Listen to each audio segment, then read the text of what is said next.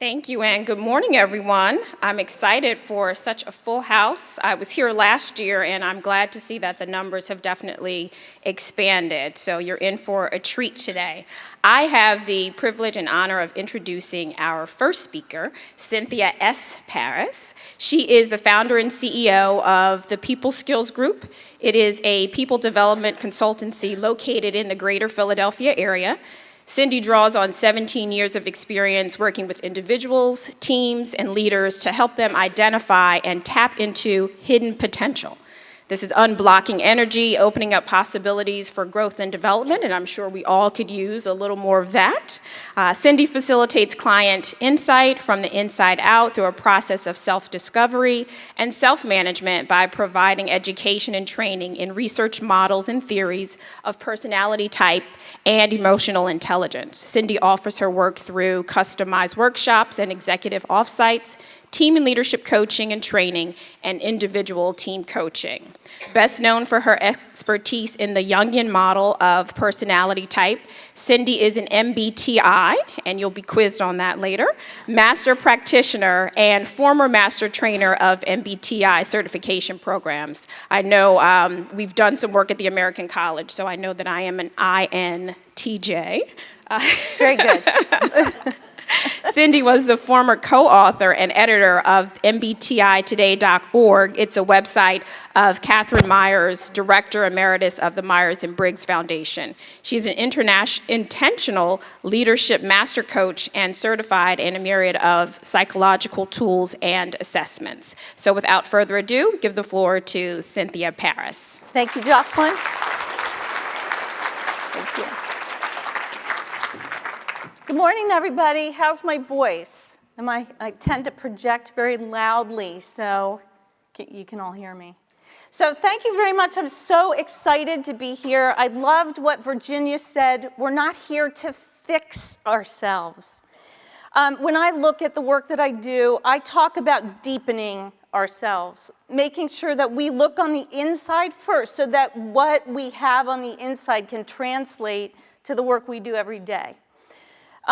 Today I'm talking about emotional intelligence. This is a very huge body of work, so you're going to get a very little snippet of it.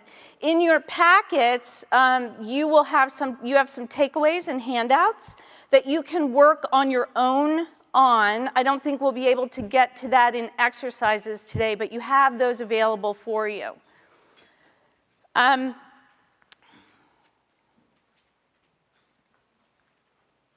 There we go. Have to learn the clicker.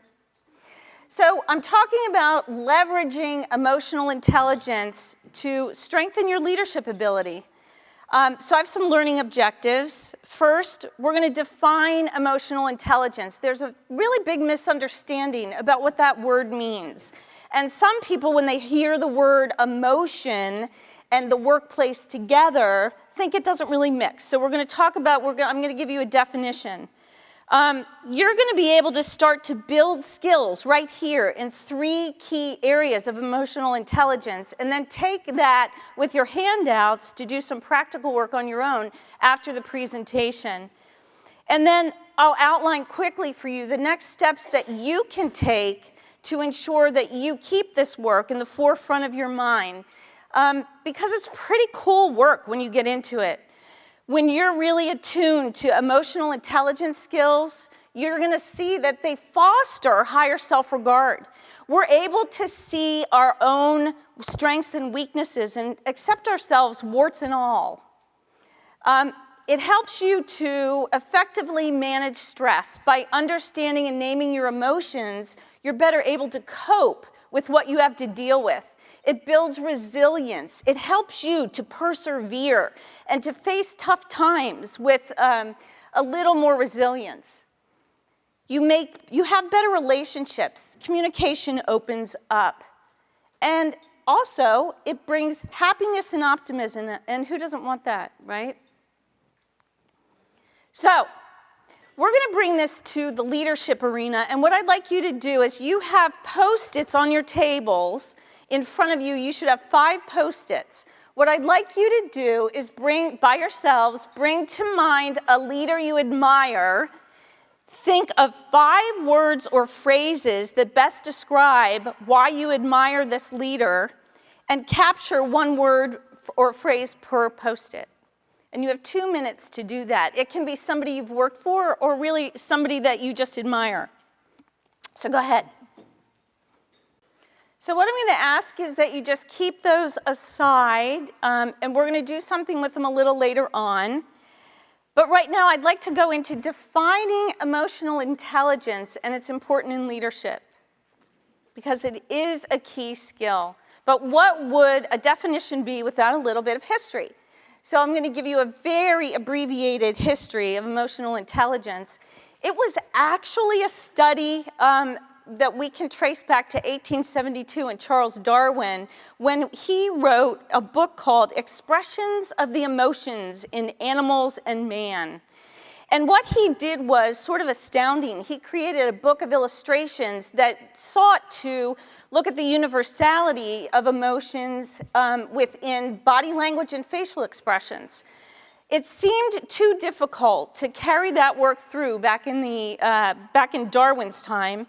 And so it was kind of put aside, and I'm going to jump 100 years later up to Professor Reuven Bar-On, who was an Israeli psychologist, and he started to study emotional intelligence because he was really intrigued by one question, and that was, why do some people with really high IQ seem to fail, but other people with more modest means seem to succeed?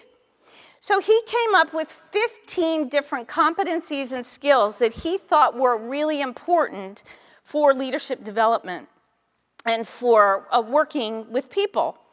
He named this body of work an emotional quotient, EQ. Then, around the same time, some other researchers, John Mayer, Peter Salovey, and David Caruso, got into the mix also, and they decided that they thought emotional intelligence should sort of be structured like the IQ test. So they created an instrument called the Mesquite. And what the Mesquite does is it actually tests your ability to look at emotions, and it gives you things like facial recognition, and you have to tell what emotions there are. The Reuven Bar-On instrument is what most people use today, a rendition of that, and that was a self-report inventory. And then in 1995, we have Daniel Goleman. Has everybody heard of Daniel Goleman?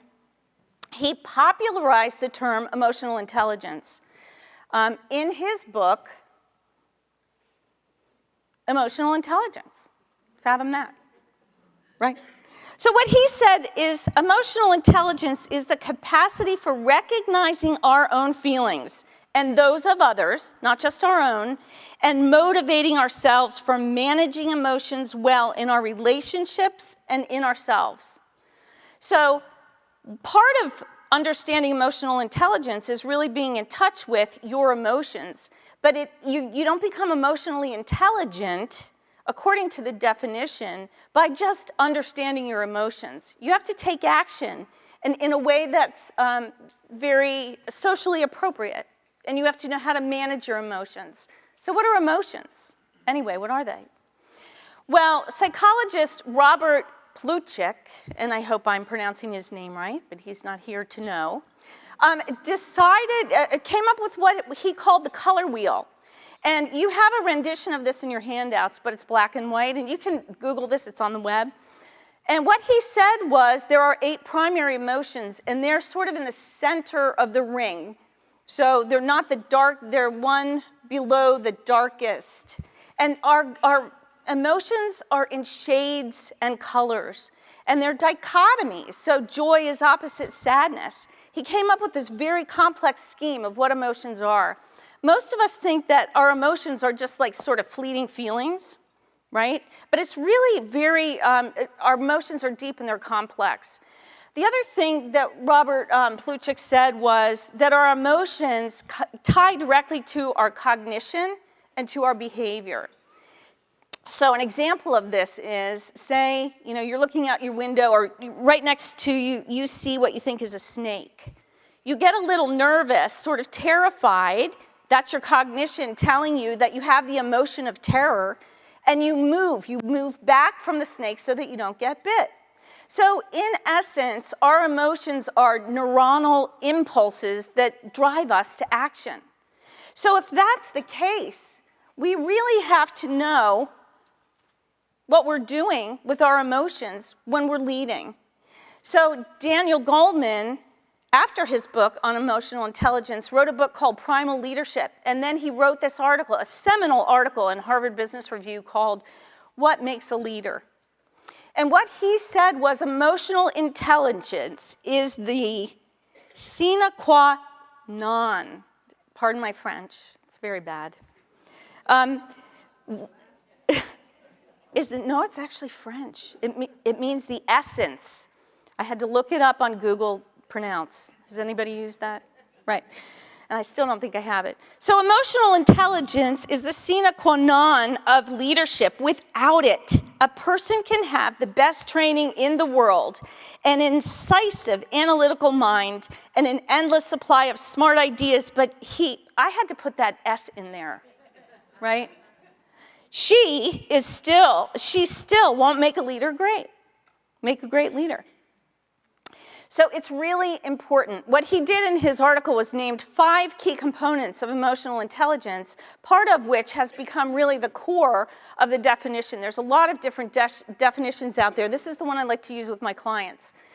Emotional intelligence is a set of emotional and social skills. So they're actual skills. It's not just the feeling of emotion. You can actually harness these skills for productive use in business that collectively establish how we perceive and express ourselves so that it is really one component. We know what we're feeling, we know where it came from, and we know how to express those emotions appropriately in a business context. We develop and maintain social relationships, cope with challenges, and use information in an effective and meaningful way. So these are really core components to emotional intelligence. So you see, it's not just fleeting feelings that we sometimes, get in touch with and that we have to, and it's really not about, a lot of people think it's about being nice to other people, right? It's a lot deeper than that. It goes a lot deeper. So I read a book recently by this woman named Jen Shirkani, and I really recommend this book for anybody that's first getting into the body of work of emotional intelligence. And she made it really simple. There are 3 components of emotional intelligence, she says, that go across all of the definitions that are out there.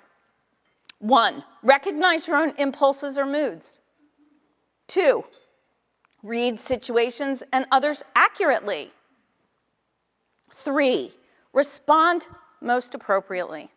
So if we think of it in those terms, it can be pretty simple, but it's really not that easy to do, right? It sounds really easy, but it requires, at its essence, self-awareness and self-management, okay? So emotional intelligence is about managing your emotions in a way that's productive and that gets you where you want to go.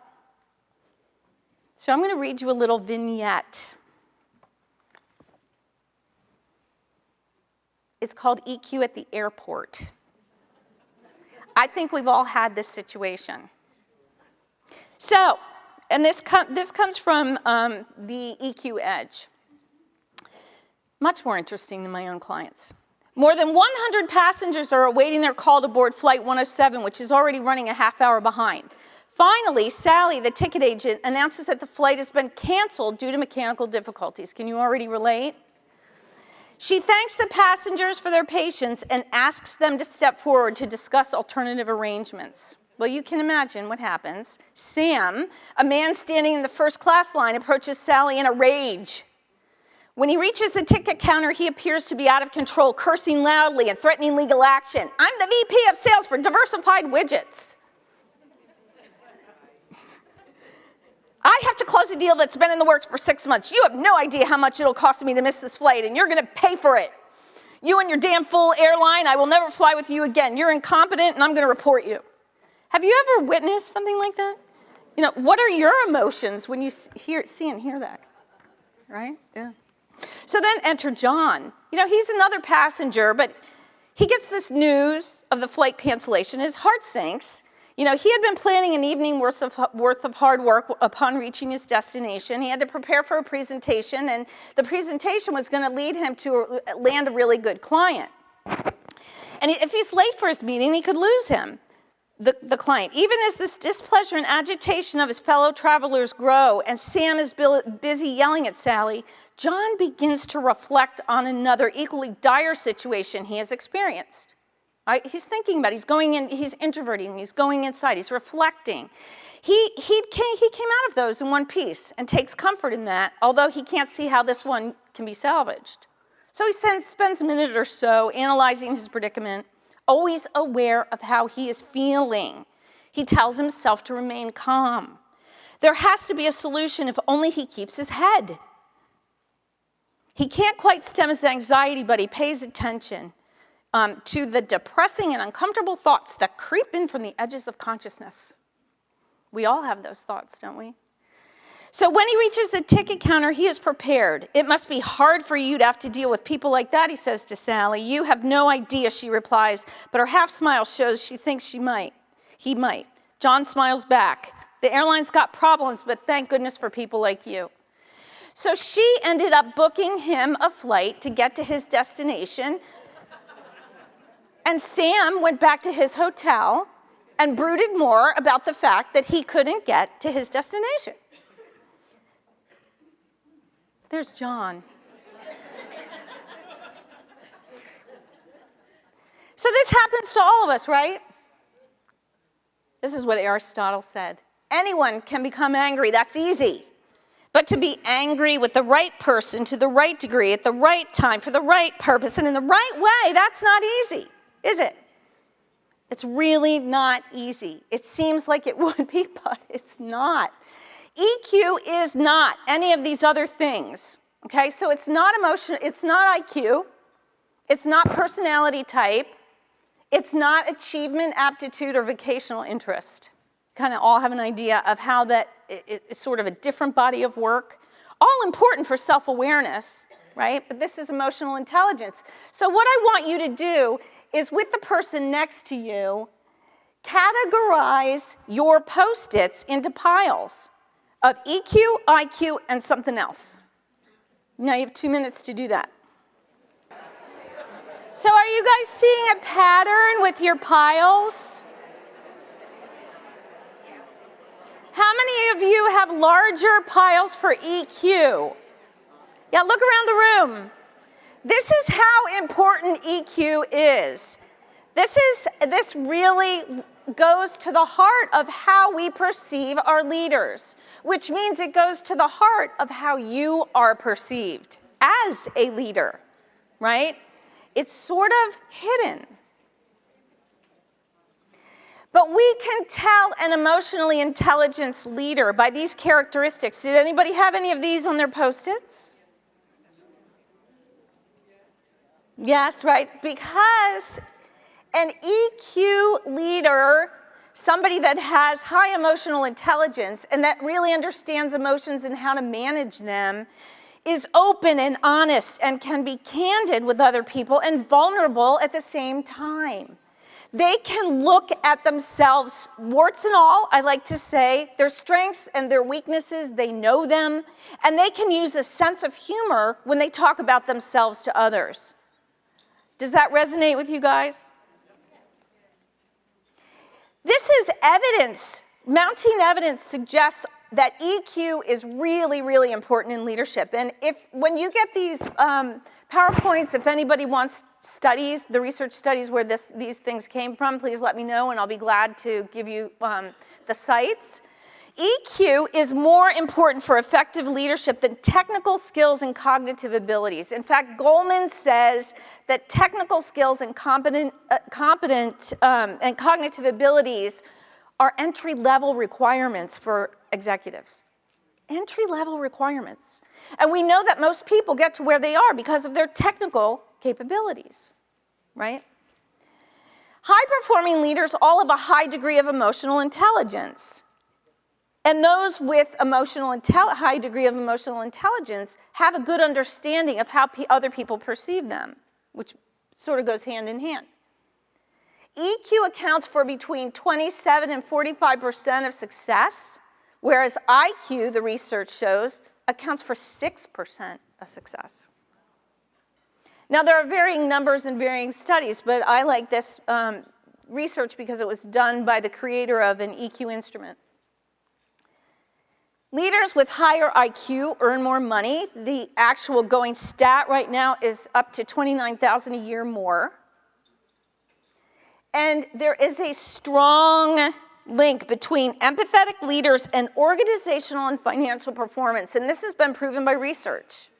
As a matter of fact, those companies that use emotional intelligence instruments to help people become more emotionally aware will see a great financial gain. So what is it that they all have in common? It's self-awareness, the I mandala. Self-awareness. So what does self-awareness mean? In leadership, what that means is that you see yourself the way that others perceive you. So there is no gap between understanding what the impact of your behavior is on the other people and how they see your behavior. So this is it's very difficult to do, right? It's very difficult to try to figure out if my behavior is being perceived the way I think it's being perceived, the way I think it's landing. It may not be. It takes a lot of work. Self-awareness takes a lot of work. You have to become a meta-observer of yourself. You really have to start to understand what's going on with you by watching what you do and what you think and how you feel. That takes a lot of work. How many of us have that time to go around all day thinking about those things? It's really difficult. We have to take a deep dive into self-awareness to look at our needs, our values, our beliefs, our personality type, our strengths, our weaknesses. We have to go deep. So self-awareness is really difficult. And to bridge the gap between yourself and how others perceive you, you really have to have an open and honest, authentic dialogue with the people that you're leading. And this is not easy for leaders. In my experience, this is probably one of the most difficult things for leaders to do. And there's tons of research about building trust through vulnerability and how important it is in the workplace. The importance of self-awareness is so great that in a study by Korn Ferry, they looked at over 4,000 self-assessments in over 400 companies, and they determined which companies were, quote unquote, higher on the self-awareness scale, and compared it to the rate of return in their stock portfolio. And they found that there was a correlation between companies where people had high self-awareness and financial performance. And that's pretty daunting, right? And here's some alarming data. Wake-up call. 80% of employees quit their jobs because of managers. 90% report lack of appreciation. 80% of ethics complaints are about harassment or abuse of others. 90% of measured differences between high and medium performers is due to people skills. That's a lot. Here's another stat that I found really significant, and that is between 50 and 70% of employees trace organizational climate directly back to the actions of their leaders. That's a huge responsibility, right? To garner that self-awareness. It's huge. But the self-aware leader knows how to build trust at an interpersonal level, which then radiates throughout the organization. And that's the importance of self-awareness, is building trust and creating a safe space for everybody to work in. So, self-awareness in leadership, it's not a nice to have. It's a key executive leadership skill to help unlock personal and organizational success. It's a key skill, no longer a nice to have. But what stops leaders from looking at themselves and gaining self-awareness? There's roadblocks, especially when it gets to the top. What I have found throughout my travels is this body of emotional intelligence is very difficult for leaders to engage in because it's not what they're used to doing. It's not how they've been trained, and they cannot directly relate it to the bottom line. It's very hard to understand the ROI with regard to people skills and the development of people skills, right? Very difficult. For those of us in the business, we know how hard a time we have in tracing back the bottom line. That's why we call in the research. Take a look at the cartoon. This is what happens. Happens all the time when I get called into a dysfunctional team. Team members say it's the leader says it's the team members, right? Nobody wants to change. But change is not changing your personality or changing your makeup. It's looking deeper. We have another roadblock. It's called the emotional hijack. Oh my God. Has anybody ever felt like this? The emotional hijack, our emotions reside in a part of the brain that's called the amygdala. And if there's a neuroscientist that looks at this tape, they'll throw it out. But it resides in the amygdala and the limbic system. And when we recognize a threat, like the snake story I told you about, our body floods with anxiety and cortisol. Leaders sometimes look at their feedback as threatening, right? Instead of, but what if that snake were just really a garden hose? Leaders don't like to look at their feedback. What Jen Shirkani said in EQ versus Ego is there's an executive feedback trap. I just punched you, by the way. Did you see that? You want me to go back? Those boxing gloves just went out at you. Because it's a fight. It's an internal fight to try to understand what people are telling us when they give us feedback. In fact, Daniel Goleman calls it the CEO disease, acute lack of feedback at the top. Very, very, very important. So failure to solicit formal feedback. Some leaders I know run around and they say, well, I don't really need feedback. People tell me all the time how I'm doing, right? But there's a problem with that. Sometimes people like the leader so much that they don't want to give interpersonal feedback, or all they say is you're doing a great job, and then they give them feedback on their technical skills, right? But they're not getting real feedback, but they think they are. Or they really know they're not, but they think they are. Ignoring feedback you don't like. Like the leader who was told that her cold style was actually killing people. And she said, well, tough, they can get another job. Ego, not EQ. And believe me, in my practice, I run up against people like that. Ignoring feedback you don't like, or just discounting body language that you see from your team. It's hard to give leaders feedback. It's hard to speak to power. So you have to look for those little cues. And then, of course, denying feedback that is difficult. I and all my colleagues that I know have done 360s on leaders in teams. And then we go and we talk about the 360s, and the leader says, well, I talk too much, I don't do that. Do I do that? Oh, no, you don't do that. You don't do that. And it goes around like that, denying feedback that is difficult. Now, here's a stat that might just blow your mind. The importance of feedback. 39,000 global leaders were studied, and it was found that those that did not want to look at their feedback or were unable to do so derailed 639% more than their colleagues that looked at feedback. And if that's not a wake-up call, I don't know what is. So, how do you build EQ skills for effective leadership? Well, you can do it through training and coaching and leadership development. And what I use is an assessment called the EQI 2.0. It's an extension of Reuven Bar-On's original work. It has 5 what are called composites, and within those composites, it has 3, each has 3 skills that are important to develop. And when you take the EQI 2.0, you get an understanding of your strengths and your blind spots within those particular subscales and in the composites, but it's not really what you might think.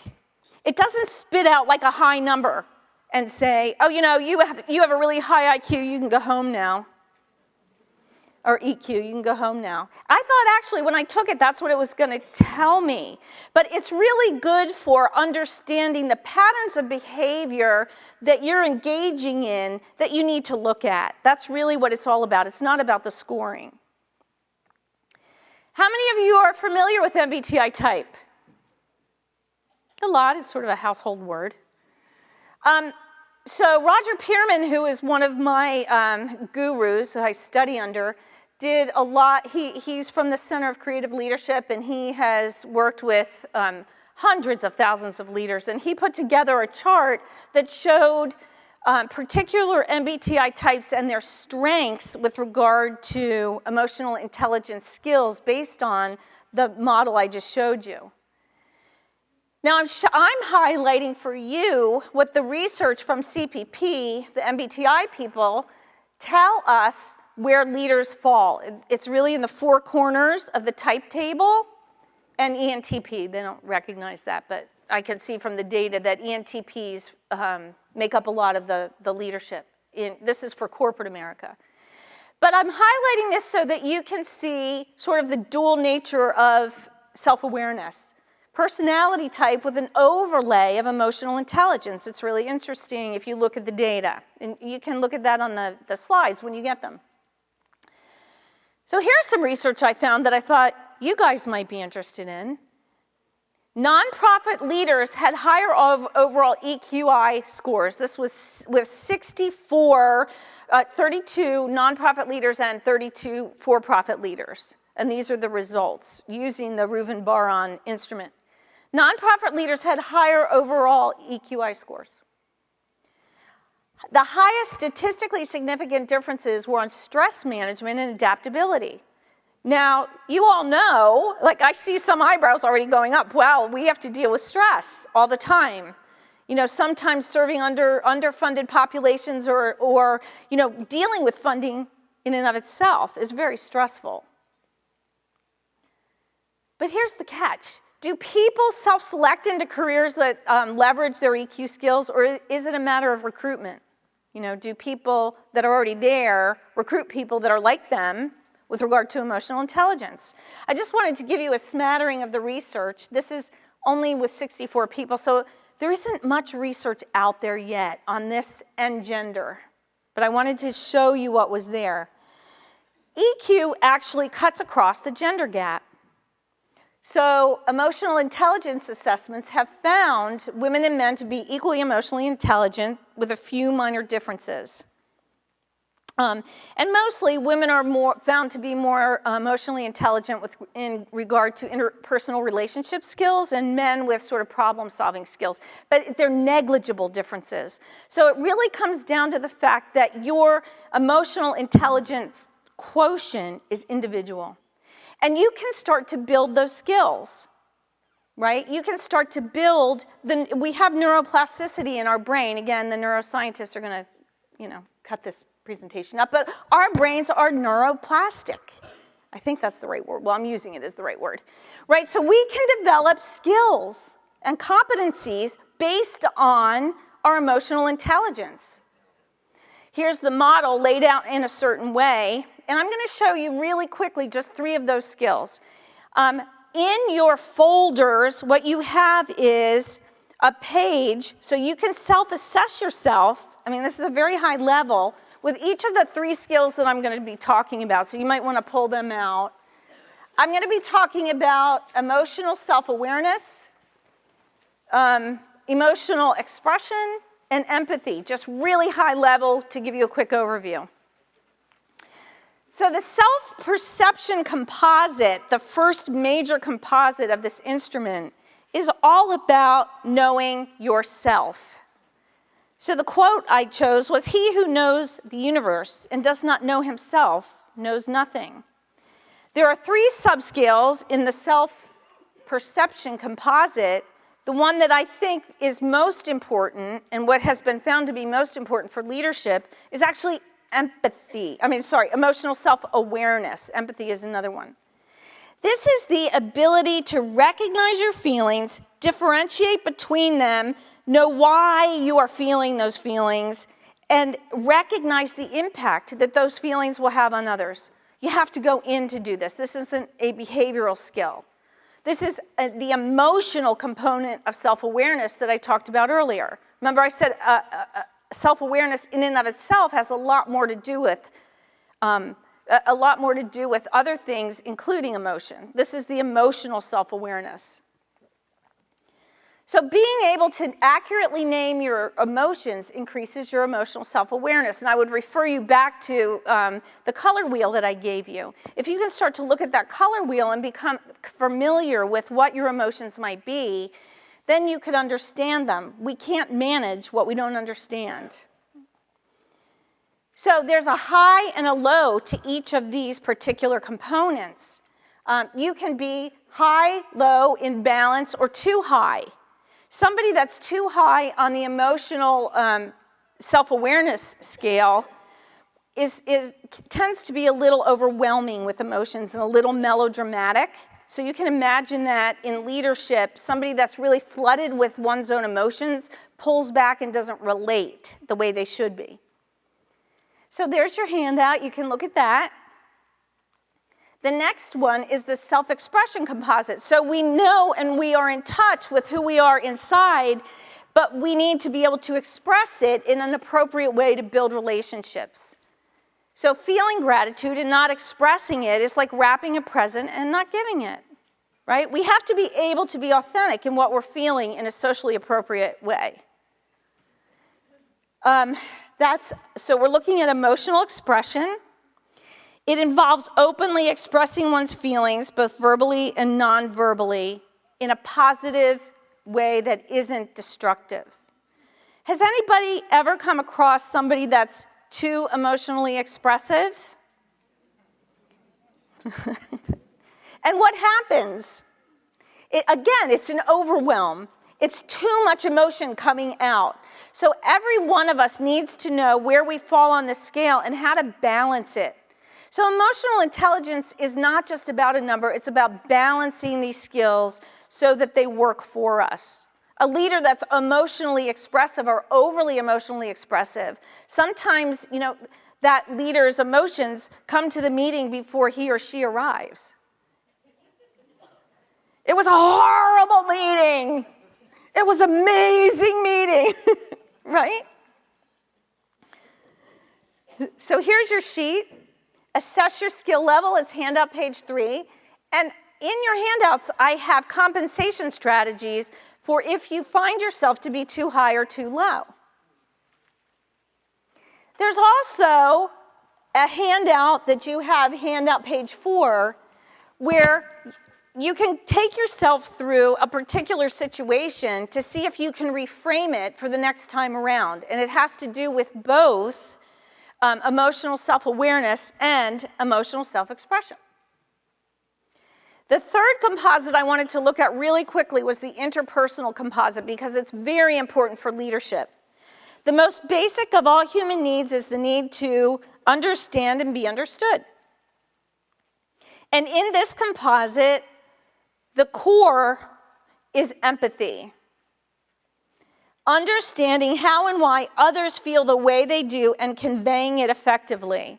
Okay, so empathy isn't about being nice. I'm so empathetic, I was really nice to her. I said, oh, that's really too bad, I'm sorry. Is that empathy? Brene Brown does an amazing video on empathy if you want to watch it on YouTube. I don't want to spoil it for you, but she has these animated characters, and you descend into the empathy hole, and one of the animated characters says, well, do you want a sandwich? At least, my son is having trouble at school. At least you have a son. Right? So it's stepping into somebody else's shoes and understanding their subjective truth, and then active listening with regard to validating that. And there's a way to balance empathy, high and low. And here's your sheet. So, I have another couple minutes. Do I have another couple minutes? Sure. Go for it. So first I want to talk about the airport scenario. Do you think Sam had a lot of those emotional intelligence skills that I talked about? 0, none, right? John had a lot of those skills. He looked inside, understood what he was feeling, and dealt with it appropriately, and gave empathy to the ticket counter woman. So here's the case of Carla. We all want to be Carla. After reading this, you'll want to be Carla. As Carla stepped out of the car, she noticed an employee was having trouble carrying a variety of bags to the building. Carla approached the employee saying, "Good morning, I see that you've got your hands full. I have a free hand, let me help."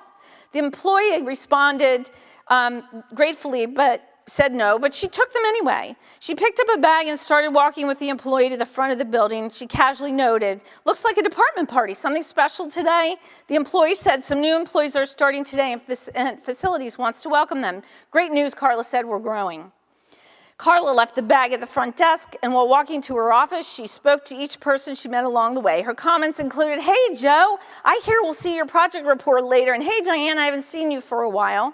I hope that everything is fine." And as she made her way to her office, she stopped and acknowledged every person in the hallway by name. Really, the time invested was 2 minutes per person. The return on investment was our very loyal staff. This case came directly from Roger Pearman, one of my mentors. Carla was actually the VP of marketing in a $1.2 billion financial management company. So we all want to be Carla. Or we want to be our best selves. That was just really glib.